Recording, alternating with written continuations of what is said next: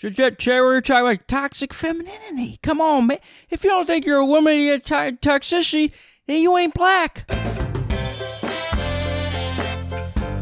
All right. Hey, everybody. Welcome to the Tyler Fischer Show. How you doing today? Happy Monday. And as always, you can hear some crazy shit outside in New York. I thought I got lucky today. Oh, it's a quiet one. But nope, somebody's building a goddamn deck outside my back window. So please forgive the noise. It's so good to I don't know why I say it's good to see you. I can't see you. I am alone in my living room, which is where I've been for the last year, but I can feel you, right? As Governor Cuomo would say, I can feel you. And people will call it cancel culture. They say it's cancel culture.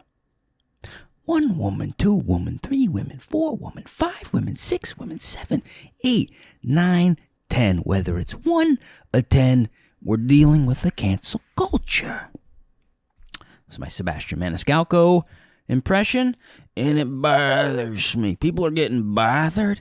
I put up an impression of Sebastian making fun of people who are still wearing the masks outside on a bike.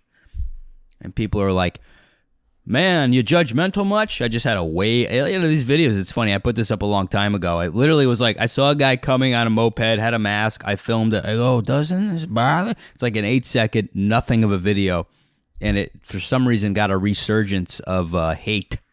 People are like, you're so mean. Let them live their lives. And I'm like, I'm a comedian. But I have to stop telling people that I'm, you know what I mean? I'm breaking my own rules of not responding to the nonsense. But hey, it's America. People can say whatever they want. Isn't it beautiful?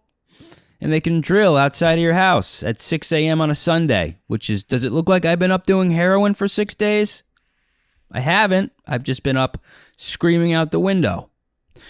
Last night, 2 nights ago, guy just parks in the middle of the street, 3 a.m.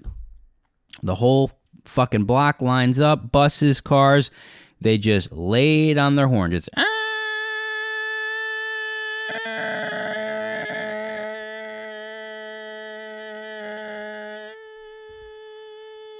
how many people just stopped listening to this podcast because I did that sound? You want to hear the most annoying sound in the world? So, this is getting to me. First of all, I want to say thanks to anybody who watched the Fox primetime on, Thursday night? I was on with Ben on Fox primetime. It was a hoot, man. It was a hoot and a holler. And I didn't really tell many people I was going to be on because I think it was on Fox Nation. And this was kind of the litmus test. My grandmother, Carolyn Berlew, big Fox nut. I've told you in the past that I almost stopped talking to her because she liked Fox, because I was a ignorant, narcissistic piece of shit, and I'd never even watched Fox before. And either way, that's no reason to tell your grandma to fuck off. She said, I don't have Fox Nation. I don't get the Fox Nation. And I go, if she doesn't get it, then nobody's got it. But I guess some people saw it at the gym, on the elliptical and whatnot. So, it was fun. I'll tell you what happened. These opportunities don't come up very often, and I'm not getting on the mainstream stuff. So this was a lot of fun. They roll up to my house in a van. If you're living in a van down by the river, they came to my house right by the river, and they texted me they're outside. I go outside. There's this huge van. It has an entire studio inside of it. I'll show you a pic on the YouTube version of this. It was wild. There's a big green screen of New York City behind me, and a big camera and TVs and lights, and it was cool. And so I thought I was going to get 5 or 6 minutes, but I was the last block of the show, so they had to cut it down to maybe 2 or 3 minutes. So all of the prompts and stuff, and I'll just tell you what I did, because why not take advantage of an opportunity like this? So I reached out and I said, hey, can I give you some prompts? Because that's what they do on late night shows, right? They'll be like, Conan will be like, haha, so I heard your wife is being a real bitch. And then Bill Burr's like, right, she's fucking brutal, right? I hate when she fucking does this thing where she just fucking is holding a pen, right? And she's doing this. I'm going, it's not a goddamn cigarette, you fucking brutal. So I sent him a bunch of prompts to set up different impressions, and I was going to do a Trump, and I was going to do a Biden, and a Fauci, and Woody Allen, or whoever. We had to ditch all that, and it was all improvised, and it ended up being more fun that way, which I assumed it would if there was no plan. But I thought, hey, if I'm getting 5 minutes, why not make this my 5-minute late night talk show set? It's a little different because I'm in a van, and I'm on Fox News, but whatever, man, make the best of it. So I met with a friend of mine, and we sat down. This guy's fucking a brilliant, strategist. He's a comic. And we made a plan, and we came up with prompts and ways to sneak impressions in to make it seem natural. I spent a few hours working on this during the day, and it all went out the window. But either way, it was fun because I think, he said, how does somebody do a Fauci impression? And I think I had thought about that already. Maybe I did that on a different interview, but basically I was like, well, first of all, I'm a fucking, well, maybe I could show the clip. I don't have the clip. How great would it have been if I just went to the fucking clip? But I don't even have the clip. So what I'll try to do is, for the YouTube version, I'm going to reach out to Fox, try to get the clip. I'm going to try to get the clip. What's going on with the clip?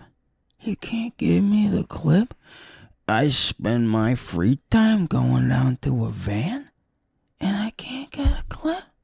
So he said, how do you do the Fauci? And I said, well, I'm 5'2", so I already look like a garden gnome. So that helps to start off. If you're the size of a Lego, I got the pointy ears. And then this is kind of true. I like to mix two impressions together. So it's like, you want to start, first of all, doing an impression. What region? What's the accent? There's a lot of accents in America. There's Southern. There's you got the Pennsylvania, Philly. You got the kind of California surfer. You got the Connecticut douchebag. That's me. You got the Boston, Massachusetts.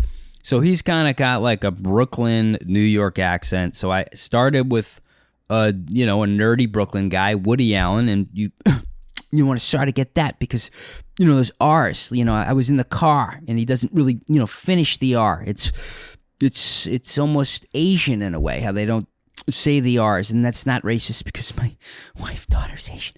So start with the Woody Allen and then start smoking cigarettes for about 35 years and just start smoking them and get a little raspy and then you get down there, you're sort of right there, but you still aren't doing the car in the far. And it's really it's necessary to do the droplets. And then you want to go down in the chest a little bit. Because he's here, throat, chest. You also want to figure out where is their voice coming from. That's how I can do impressions. You want to know, are they talking from their nose? Is it here? Is it here? Or here? And he's sort of like the droplets. So he starts here in the throat, and then the droplets is here in the chest. So it was fun, and I'm grateful for Ben for having me on and for Fox for having me on. And look, again, I don't have the same political views as the host or the network. None of that mattered. None of it mattered. I went on, I told my jokes, I got some great new fans. Hey, if you're listening and you saw me on Fox, I'm so happy to have you, Here's what we have in common. Sense of humor. That's pretty fucking cool, isn't it? That's a survival skill like any that humans have. Humor is, I fucking hit myself on the funny bone the other day and I started cracking up. What do you think? Don't you think maybe laughing started as a healing for immediate painful injury? You know what I mean? You go, oh fuck, oh my God, I hit the funny bone. They call it a funny bone. So I think that's how laughter started. Here's another fun fact. This is going to blow your fucking mind.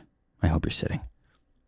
2/3 of all laughter is not from hearing something funny per se. It's a form of showing that you understand and you agree. So there's a lot behind laughter. I am a comedian. I should probably do some more research on this, but I thought that was interesting, right? Because you go, you'll never guess who I saw at the farmer's market. I saw Tom. And then the other guy goes, Tom? You saw, of course Tom is at the farmer's market. Was it Saturday? Yeah, it was Saturday. Did he get the leaks? He had the leaks. His bag he had leaks hanging out of his bag. I said to him, I go, your bag is leaking. And he looked at me and he goes, because the leaks. None of that's funny. None of it's funny. Tom's not funny. The leak joke isn't funny. How do I know? Because I actually said it at the farmer's market to a woman who had leaks hanging out of her bag. And I said, your bag's leaking. And she said, oh, shit, sorry, thank you. And she looked and saw she had leaks hanging out of her bag. And she looked at me like I was a pedophile. Even though I'm the kid, I'm on the other side of it. She had it all mixed up. She was all mixed up. None of it's funny, but everyone's just showing that they agree, they understand. Oh, you know Tom, I know Tom. We're all a bunch of Brooklyn douchebags. That's what laughter is. Now, some developments. I will talk about an encounter I had with a human that happens to be of the female variety, which is now the PC way to say broad or gal. So this was interesting, and I wanted to share it because I'm such a naive little puppy that if a girl shows me any love or interest, I'm just like, okay, tell me what to do. I'll do anything. So I do a show. I think this was a week ago, right? And I did well. Good set. You know, I have this kind of pseudo rule. I'm not allowed to hang out for more than 30 minutes, right? It keeps me safe because, look, you do well. People are hammered. A guy last night literally tried picking me up, and I ran. He was 6'4", 280 pounds, because we actually talked about that. We talked about that because there was a comic talking about being bullied. And this guy goes, I was bullied as a kid. And she was like, are you fucking kidding me? This guy was a beast of a man. So I went on stage and I go, bro, you were bullied? This is also interesting because anyone can be bullied for any reason. He was bullied. I said, I was bullied. And we're the total opposite. I said, can I ask you how tall you are? He goes, I'm 6'4". I said, can I ask you how much you weigh? I think he said 280. He may have said 380. I'm not kidding. And I go, how fucking weird is that? Because I'm 5'3". I'm 5'2.5", but let's just edit that out. Fred, edit that out. And I weigh 120 pounds. I actually weigh 115. It's just really hard to actually say that because no one ever believes me. They're like, you got to be kidding me. I do. I got a 26 size waist. I eat a lot. I'm not bulimic. Trust me. Okay. Believe me. Excuse me. Believe me. Bulimic me. Right? Excuse me. Bulimic me. That I'm not bulimic. Believe me that I'm not even bulimic. Fake news. Fake weight. Right? The fake weight. I'm the size of a China person, frankly. And I could say that. No, they're saying lots of names. They're calling them lots of names. China people. Chinese. China. And this is where I'll stop that improv because you could see it going off the rails. That wasn't a joke about Chinese people building railroads, you fucking racist. So disconnect that and admit you're racist and go take a seat. Give your job to a Chinese person today. Do the right thing. So I was like, all right, you're fucking huge. I'm fucking tiny. Let's talk about how we were bullied because I was, thrown in trash cans. That was like a common thing. Guys would run up and pick me up and throw me in a trash can. You're massive. Did they throw you in a dumpster? Because I didn't see you fitting in a trash can, bud. I got the swirly, right? I got swirlied by a guy who's, he's no longer alive. And that's all I'll say. I didn't have him killed because of this, but he's no longer alive. But he cornered me in the back. One of the most scary things in my life. This guy was solid muscle. He was a fucking beast. And he cornered me and grabbed me and gave me a swirl. He put me, where they put your head in the toilet. I go, I got the swirly into the toilet. You're a fucking black bear. Did they just put you in a pool? or a hot tub? How did this work? And then after the show, he tried to pick me up and insisted on buying me a chicken sandwich and tried pouring beer down my throat. So I don't hang out at comedy shows very often. But this gal came up to me and she was really nice, and I don't remember exactly, but maybe her tits were hanging out and her asshole was revealed because her shorts were so short. Those are moot points, or even, excuse me, mute points, because nobody can hear them. They're like CNN's daytime ratings. Nobody's seeing them or hearing them. So we're chatting, and I go, my new rule that I have with my therapist is if it's organic and they're showing, if it's mutual, then I'll get their phone number, and then I'll leave, and then we will try to arrange some kind of a date if we hit it off. I'm looking for a wife, thank you. So she says, man, you're so, cute. I'm not sure if she said that explicitly, but that's what I thought she was saying. And then she tells me she's a fan of Alec Baldwin, and I go, I do an Alec Baldwin impression. I don't really. I did it for an audition once, and she goes, oh my God, do it for me. And the place was so loud, and I said, I'll do it, but I have to whisper it to you because Alec Baldwin talks so soft. So I went in her ear, and I was like, this is Alec Baldwin. I have to be extra quiet because my wife would be very upset if I was talking to such a beautiful woman. And here's the thing. I think you're beautiful. I think we should have children together and live on a farm upstate. And she was like, ah. Especially if she had that, what is it called, EMDR thing? Fucking, God, I'll never remember. The whisper thing, You're right. Whoever has it's coming into their genes right now, into their Wranglers. So, get her number, right? We hit it off. I go, this is good, man. She's showing interest. I got her number. Okay. So the next day, I think that, was it the next day?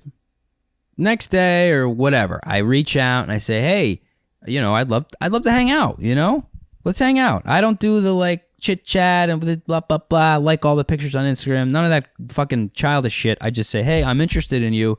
Would you like to hang out? I don't even say I'm interested. That's a given, okay? We don't have to do that.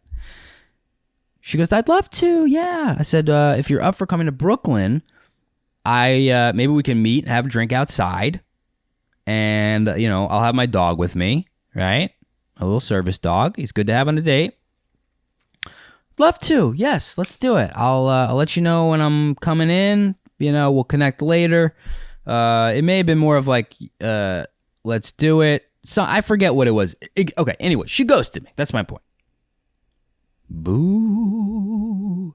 Boo. She ghosted me. The next day, I wake up. Here it is. Let's pull it up to a text message that says, okay, so she never said anything. Never said anything about not hanging out with me or ghosting me or why she didn't respond. The next day, she writes, I get a text at 10:34 a.m. I came home, I cleaned up, I showered. You know what I mean? I'm showering once a month at this point. If I'm showering for you, it's on, baby. She writes, not hello, no hey, straight into this. Do you have any SNL contacts? I'd really like to go to the finale tonight, but of course I didn't apply for tickets. Also, what's your schedule like so we could actually hang? All right. So, I put this on Instagram. I like to open this up to the people now because you guys are so fucking funny. And I just I said, you guys let me know how I should respond. So I started with this and I typed this up. I said, should I hit send? Because I also don't like to play any games, but I thought this was kind of funny. So I said, I'm with Lorne right now. Let me ask him. I'm with Lorne Michaels right now. I'm with the executive producer and essentially owner of Saturday Night Live right now. I'm with him. Me and him we're together in the flesh right now. So I could just ask him because he also obviously, right? I mean, I didn't tell her this, but he obviously, is also in charge of the seating charts, and he obviously stands by the door and seats people, so he would know this. So she writes 4 of those shocked emojis like, oh my God, I picked the right fucking guy to ask this. She was shocked that I was with Lauren. What luck. What luck that she finds the one comedian who, has such a tight-knit personal relationship with the guy in charge of SNL. I mean, the fucking Wizard of Oz, the Wizard of comedy. So, man, she's feeling pretty good right now. She writes back, I'm fully vaccinated, LOL. She's letting me know, hey, not only am I ready to go, but I'm vaxxed, baby. I got the vax. So here's where I opened it up to people. And everyone just wrote some of the funniest shit. And had I been more prepared, I would have actually read them right now. But my phone is filming this, and so I can't read them. But I got a lot of funny messages, messages. I'll try to remember. Somewhere like, say what vaccine, and if she says like Moderna, go, oh shit, they're only taking Johnson & Johnson for the finale, or damn, sorry, they're only taking unvaccinated. There's only seats left in the unvaccinated section. It just so that was like, that made my day. Like the messages just were fucking pouring in with the funniest shit ever. Just tell her like, she's got to get her temperature taken anally, whatever it is. You know who you are, who wrote that. Cosby texted me from the jail. So I didn't respond. I was at a party and I thought, I don't want this to consume me. And I decided to not respond at all. I had 2 shows that night. I didn't want this in the back of my head. I didn't want to play too many games. So the next day I literally just wrote to her. I said, sorry, I was working. That's all I said. She goes, totally understand. Oh, no, then she wrote back to me one more time. She goes, oh, so I guess not. Like, I guess I'm not getting the tickets. Then I didn't respond till the next day. I said, sorry, I was working. And she goes, totally understand. So let's break this down a little bit. Because to me, this would be considered a toxic femininity. It's toxic femininity. Come on, man. It's toxic. She's building back her boobs, using her boobs and her body to get to show. I mean, it's a corn pop did her hair on my legs. Come on, man. I would call it toxic femininity. That's what I would call it. I won't call it that. And I won't call it that because I don't like the word toxic masculinity. But if you have toxic masculinity, you also have to have toxic femininity, which almost nobody would claim exists. So you have your classic male traits, kind of dominant, aggressive, assertive. Those are all positive if used properly. Anything can go too far. So the problem with that is people are mixing in, oh, that guy showed some aggression. That guy showed some assertiveness. That guy stood up for himself and, flexed and fucking, did the bro fucking neck thing, dude. And then now you're conflating just male traits that are important to being a male and to attracting women with more toxic human traits. And I mean, this is a great example. Look at Ellen, right? Ellen was accused of being abusive and a bully, and like all of the things that Ellen was accused of on paper would be, by these woke pieces of shit, toxic masculinity. Okay, so how does a female lesbian hold the traits of a toxic male? Well, it's all contradictory. It's not. These are human traits. Power's exploited. Abuse is exploited. All of that shit. So to me, though, I just want to talk this out. Why I think it would be toxic femininity?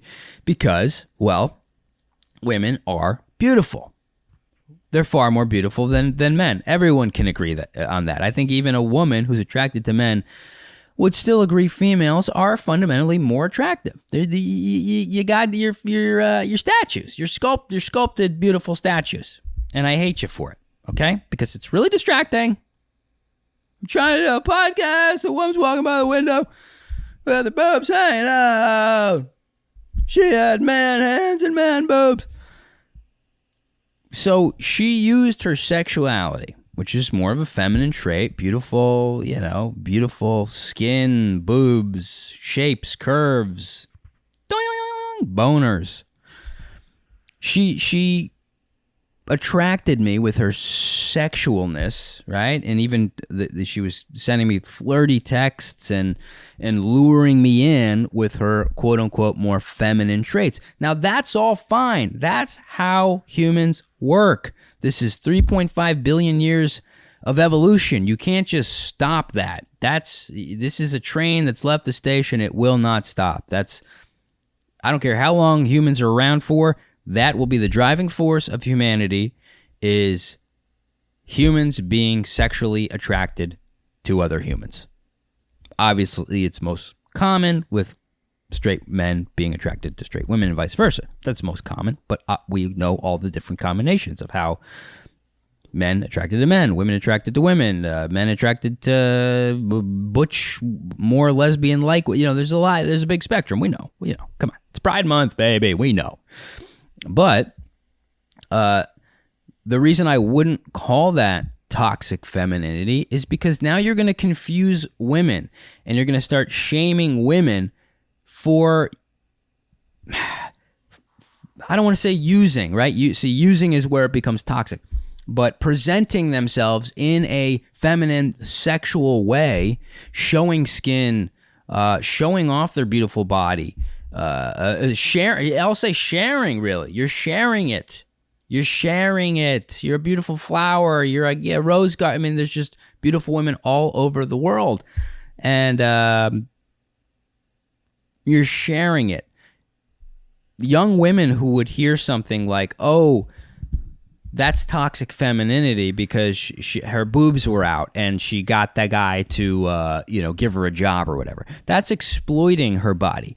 But there's nothing wrong with sharing and wanting to show off what your mama gave you, or your daddy, or whoever gave it to you. Maybe you came from a lab in Wuhan.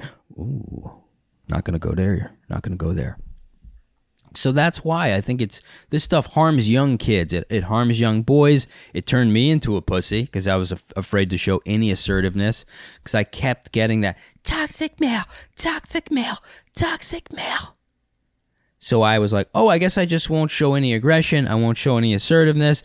I won't celebrate, right? Men can celebrate their male traits. End of the day, what's happening in my life right now? Am I getting any? No.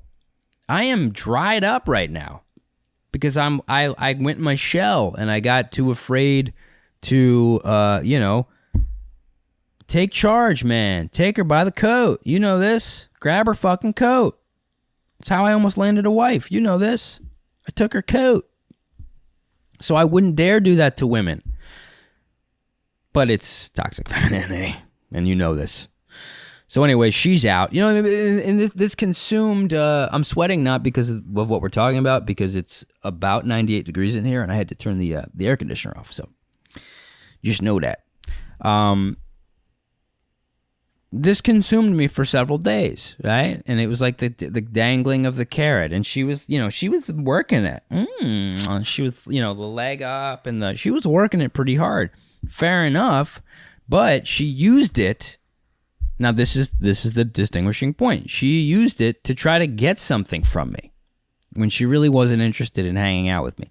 That's the exploitation of the more classic female traits, but I wouldn't dare. I wouldn't dare do that to women or to young women and call it toxic femininity.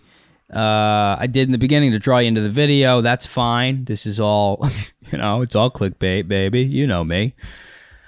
So I was a little rattled by it, and it's like, it hurt. It's still hurtful. You know what I mean? It's still hurtful. Just like a dude who uses, let's say, his job to manipulate a woman into doing something. And it's, oh, this is interesting. Ooh, do you see this flip here? Do you see the flip? Go with me here. Go with me. Something popped in the head there. So men who typically do this will dangle a job or a experience, like let's say a Broadway play or a fancy restaurant, to get the woman to then have sex with them. Whoa. The female experience is the exact opposite. I'm talking stereotypically. Obviously, there's some exceptions, and women will use men to get sex. It's happened to me many times. Women have told me that. They've been like, oh, I was using you for sex. This ain't going nowhere. But take this journey with me. The opposite is what I experienced. It's a woman using sex and sexuality to get an experience, to get access to SNL. Or if she was a comedian, maybe she was a new comedian doing the same, trying to figure out how to get an audition for it. So it's flipped in the standard sense, but obviously there's some nuance, and you're going to have men doing that to women. I know a comedian last night who has a guy right now who's interested in her, and he just confessed that he wants to be a comedian. So in that case, he might be using her a certain percentage to try to figure out how to become a comedian. So it's all fluid, baby, but that was my experience, and I hope you fucking hear me and see me and know my truth, okay? And if you're triggered, let's take a 5-minute meditation. I need you to see me and hear me. It is Pride Month. Happy Pride. Happy Pride. I put a little message up and just said I'm proud of my dad and my brother for coming out of the closet as gay men, you know? I'm not a big panderer for these types of months or whatever, but this is personal to me, and I saw my dad struggle to come out and eventually come out, risking his family, risking his relationship with his kids, with his ex-wife, with his job, with his coke dealer, with QAnon, with Antifa, all these people he's very tightly linked with. And then same with my brother.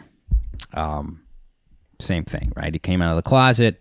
And I mentioned this also on Memorial Day because I said, hey, I want to celebrate some amazing things about this country. Here's some things, here's the progress that I've seen, and I want to celebrate this today on Memorial Day and thank the fallen soldiers who died so we had this opportunity to evolve.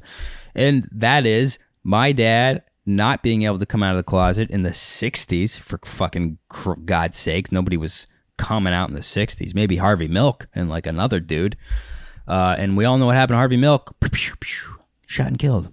Frankly, shot and killed. But there's a third shooter. Nobody knows. It's like, where did the other bullets come from? He comes out, risks it all, not allowed to get married. It's illegal to get married.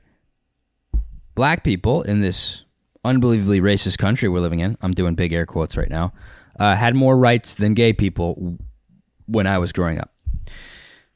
Not allowed to get married.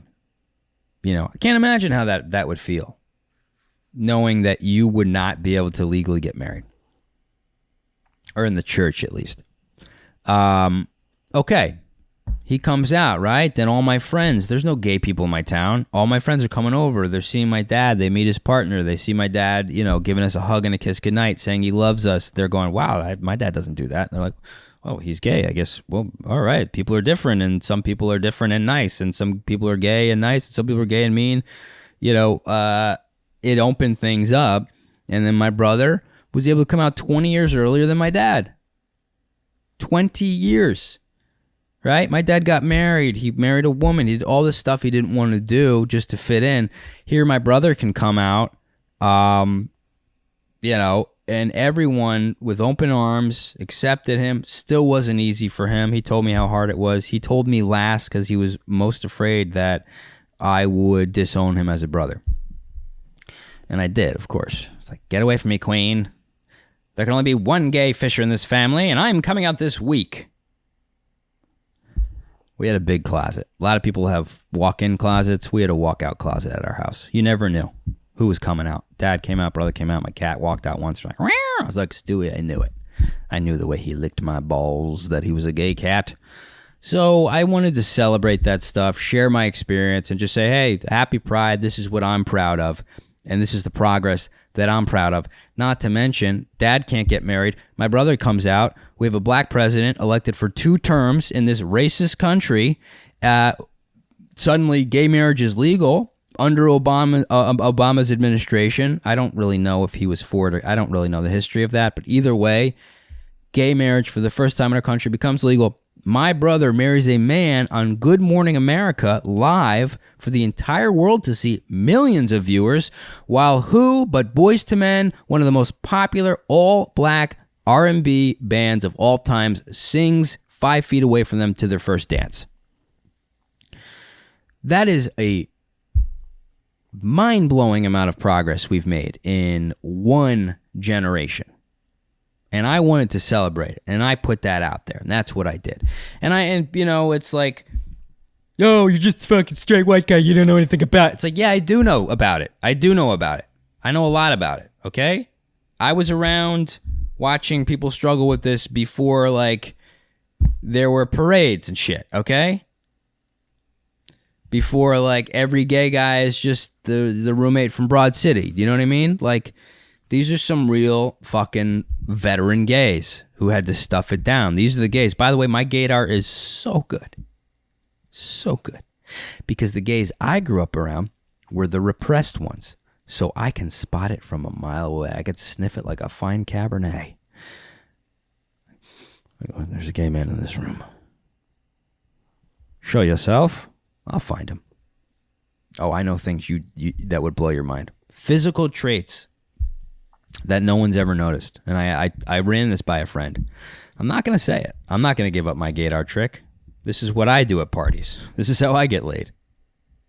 You know? That's how I get laid. I see some cutie talking to a guy, and I walk over and I go, excuse me, miss, he is a gay man.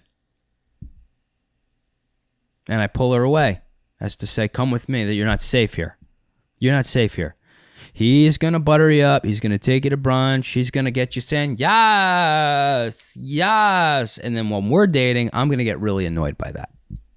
Because there's only so much yes that this queen could take. So I save her. And that's what I'm doing. I'm not going to tell you.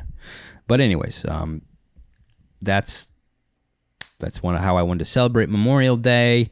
I cried. I cried a lot. I had never really thought about the sacrifices. And I don't blame myself. I don't shame myself. I wasn't taught it. I wasn't taught it in school. I didn't really understand. Honestly, like, I saw the photo of a woman laying on a blanket with her baby in a bassinet at the foot of her husband's grave with a blanket with their photos on it, and she's just hugging the grave, sobbing, and her baby's there, who will never get to know her dad or their dad or his dad or whoever's dad it is. And like, that fucking got me, man. That got me, because I'm like, this guy died for this country who so many people are trying to just destroy, not lift up, not go, hey, we have our flaws, we have our history, we don't forget it, we remember it, and we learn from it. But this disease of trying to, it really, this is the thing, the cancel culture can spread so widely, and I think the ultimate goal is to cancel the country. Like, that's the vibe I'm getting. Not in New York. My friend the other day goes, New York has a divorced dad energy, and I was like, that is so accurate. But the country's got a cancel the country energy for the more extreme groups. Speaking of canceling, man, I went through the list of accusations I had, and I'll start by saying I'm not talking about this to play a victim. I am talking about this because I think it's important to know I'm a pretty middle of the road guy on a lot of issues. Even my stand-up is pretty middle of the road as far as the risks I take and the topics I talk about. It's evolving, as I grow as a human. And my pediatrician said we could have a few more inches left. And I thought, all right, well, there's some room to grow size-wise. There's room to grow with my act. But I was just thinking, like, in the last 6 months or since the pandemic, I was called racist. But it's like people I know, people I went to college with, messages. You're racist. You're transphobic. You are right wing. You're QAnon. You're a Republican. And those ones, like Republican and right wing, contextually, when it's coming from like a far left liberal in New York, they're calling you racist. You know, I don't want to pretend like that's not exactly what they're saying. It wasn't like, oh my God, you're a Republican. It's like, oh, I didn't know you're a Republican. Hide the kids, honey. Hide the kids. Are you just going to start performing in blackface? Obviously, it was Jim Gaffigan who asked me that. Hey, fella, I didn't know you were Republican. My wife said I'm Republican. I said, I just want Cheetos. Hot pockets. QAnon pockets. I like Jim. Nice guy. Met him a few times. Very nice guy. Gave him $75 to perform on a show once, and he goes, dude, thank you so much. He goes, I have 4 kids. Nobody pays me for these, like, shitty underground shows. Hot pockets. The vaccination stuff, the saga continues. I'll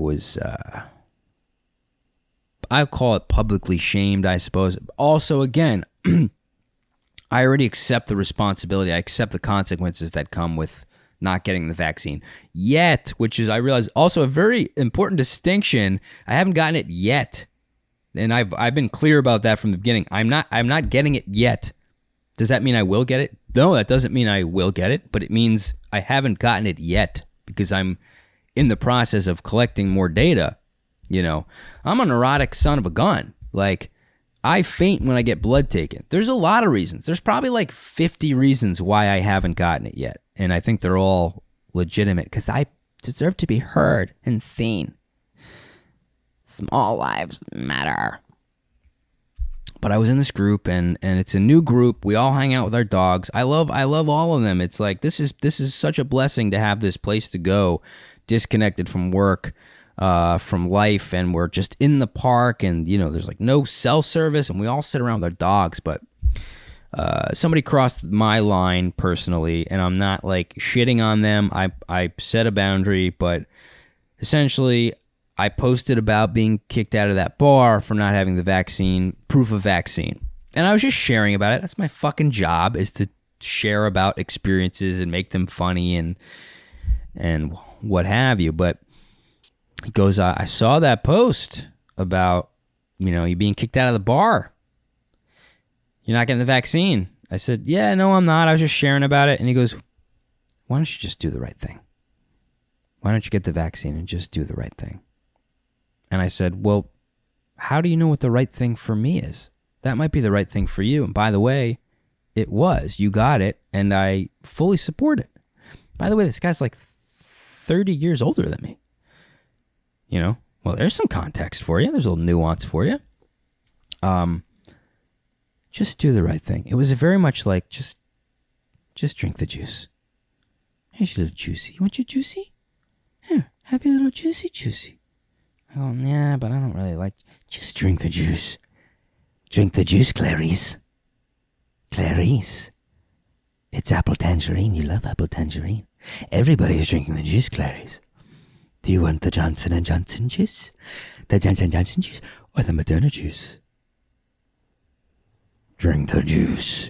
And then another guy came up. And this kind of felt like, and some of this is my own personal shit from being bullied as a kid. I felt kind of ganged up on another guy. I started explaining myself, which I don't need to do. I'm working towards not doing it. Just saying, hey, this is my personal decision between me and my pediatrician. Let's leave it there. And a guy came up and I explained it all, and he goes, yeah, but the variants. But the variants, darling. You're forgetting about the variants. This is a wide variety of variants, you know, Tara. Dr. Fauci says there's lots of variants from India, from Brooklyn, from Bushwick, from Portland, Oregon. Could have come from a yoga studio. You do yoga, don't you, Tyler? Downward dog, LOL, hashtag take the juice. So I got upset. I got upset. I stayed calm, though, and I am proud of myself because I said, you know what, man, stand up for yourself. And I walked up to him. Again, no disrespect. I really like this guy. We have a good time together. But I'm learning, like, you're allowed to put up adult boundaries with friends. You know what I mean? Like, I don't even know this guy's last name. I don't know what street he lives on. I don't know if he has siblings. I don't know his favorite food. I don't know a lot about him besides the fact that our dogs hump each other and we have a good time and we know what we like talk about dog toys. And I'm grateful to have that kind of like disconnected relationship with somebody, but I don't know anything about the guy. And so I said, you know what? Just go up and just tell him how you feel. I said, hey, I just want to say, I don't appreciate you telling me what the right thing for me to do is in my life. You know? I said, what if I told you the right thing would be to get the vaccine, not to get it? I said, what if I told you, don't get it? That's the right thing. He goes, well, I wouldn't like that very much. I go, exactly, because that's your choice. Your body, your choice. Your body, your choice. Your vagina, your decision. And he took out a knife and he shanked me. I got shanked. No, he didn't do that. And so it was a little awkward. And now I'm just trying to decide, you know, I don't want to do an extreme thing and go, fuck them, I'm not hanging out with them. I'll go back to the circle and I'll feel it out, man. You deserve to explore somebody in a friendship. Friendships are so hard to end, you know. So I'm going to go back, and if the judgment comes and I'm still pressured to do something that I'm not comfortable doing yet, I will say, hey, no disrespect, I'm going to find another dog circle, you know? And I don't know if I can find another dog circle. This is the only one I know of. But there might be other things out there for me, right? I might not get a dog circle. I might get a cat triangle. You know what I mean? I might get a hamster hexagon. I might get a rabbit rotunda. Is rotunda a shape? I don't think it is. So, look, I'm going to go take my dog for a walk. Because as I'm sitting here talking about how much I love my dog and how many friends he's helped me get, he's on the floor looking at me like I turned the temperature up in this house to 95. I wish he understood the concept of seasons and the sun, but he doesn't. He's looking at me like I literally raped his best friend, cranked up the heat, and threw his food out the window. And it's making me very uncomfortable. I appreciate you listening, as always. I appreciate the feedback I'm getting on YouTube. I didn't have a plan for this podcast. As you could tell, I probably still don't, but that's kind of the point. Maybe that's the plan, is really just to explore thoughts, ideas, jokes, concepts, genders. Maybe I'm trying to figure out if I'm gay. Because at the end of the day, when I was in college, I tried sucking a guy's dick. Well, I tried kissing him first, and then I thought maybe I'd suck his dick. Now, okay, I was going to end the show, but now I feel like, well, how could I end it there? You can't end it there. The point with telling you that is, and I'm going to wrap this back to the last episode where I talked about trans kids feeling pressured to transition due to social pressure. And I got some backlash from that. Guys because they're going, hey, no kids are feeling pressured, this, that, or the other. And I strongly disagree, because I was the only straight guy in my house for a long time, as my dad and my other brother went to college, you know, and they're partners. So, like, I'm the straight guy alone in the house. I'm in my 20s, and I felt a certain amount of pressure to fit in with this group of straight men, with gay men, that I literally was in the car with the guy going, I'm going to kiss him, I'm going to suck his dick because I want to be gay. He didn't kiss me back. I don't think he even knew what I was doing. I think I just did this. I was like, that's what I'll do. That's how much I'm willing to do. I'll do this. I'll present my lips to him. If he doesn't kiss me and then put his dick in my mouth, then I'll abort. But I wanted something. I wanted to feel accepted in my family, And I thought, if I suck this guy's dick, I'll have something to talk about at Thanksgiving dinner. You know, like, hey, pass the mashed potatoes. So dicks are hard to suck. Am I right? Like, man, gag reflexes. Am I right? They're wider. They feel wider in the mouth, right? Am I right? Pass the stuffing right there. Pass the stuffing. This is delicious. This is good. I still have a little semen in my mouth, but these gratin potatoes are delicious. That's where I'll end on. I still have a little semen in my mouth. No better place to end than that. Happy Pride. I love anyone who has the courage to come out as gay, straight, and I do know a guy who came out as gay and then had to reverse it and come back out as gay. Big up to that guy too. Lesbians, bi, trans, anyone who comes out as themselves and feels better about it, that is really hard to do, and congratulations. That is a heroic tale, and I really mean that. So have a great week. Patreon.com/Tyler Talks if you want to support the show.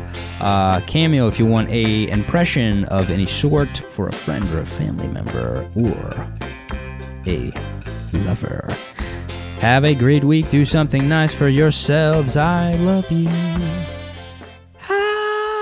Podcast.